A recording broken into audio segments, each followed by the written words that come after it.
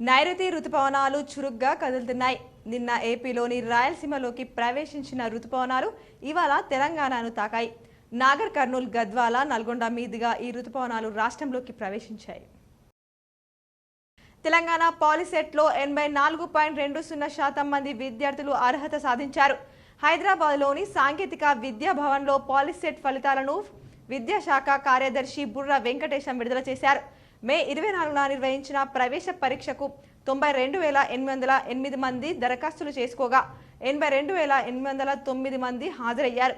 వీరిలో 69,728 మంది 84.20% ఉత్తీర్ణులయ్యారు. ఢిల్లీ మద్యం పాలసీ కేసులో ఆరోపణలు ఎదుర్కొంటున్న ఎమ్మెల్సీ కల్వకుంట్ల కవిత జ్యుడిషియల్ కస్టడీని కోర్టు మరోసారి పొడిగించింది.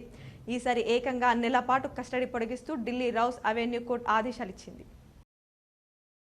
పార్లమెంట్ ఎన్నికల నిర్వహణ ఏర్పాట్లలో భాగంగా ఓట్ల లెక్కింపు కోసం కౌంటింగ్ సిబ్బంది సెకండ్ ర్యాండమైజేషన్ ప్రక్రియను సోమవారం పూర్తి చేశారు. ఎన్నికల పరిశీలకులు ఎలిస్ వజ్అర్, లలిత్ కుమార్ల సమక్షంలో రిటర్నింగ్ అధికారి కలెక్టర్ రాజీవ్ గాంధీ హనుమంతు నేతృత్వంలో పారదర్శకంగా ర్యాండమైజేషన్ ప్రక్రియ జరిపారు. తెలంగాణ ఆవిర్భావ దినోత్సవం ముగింపు సందర్భంగా సోమవారం నిజామాబాద్ జిల్లా బీఆర్ఎస్ పార్టీ కార్యాలయంలో శాసనసభ్యులు గణేష్ బిగాల, బాజిరెడ్డి గోవర్ధన్ హాజరై జాతీయ పతాకాన్ని మరియు పార్టీ జెండాను ఆవిష్కరించారు. లక్ష్యాలు పూర్తి చేయని మిల్లుల యజమానులు ఈ నెల 26లోగా పూర్తి చేయాలని జిల్లా రెవెన్యూ అదనపు కలెక్టర్ చంద్రమోహన్ అన్నారు. కామారెడ్డి కలెక్టరేట్లోని సమావేశ మందిరంలో సోమవారం లక్ష్యాలు పూర్తి చేయని 35 మంది రైస్ మిల్ యజమానులతో సమీక్ష సమావేశం నిర్వహించారు.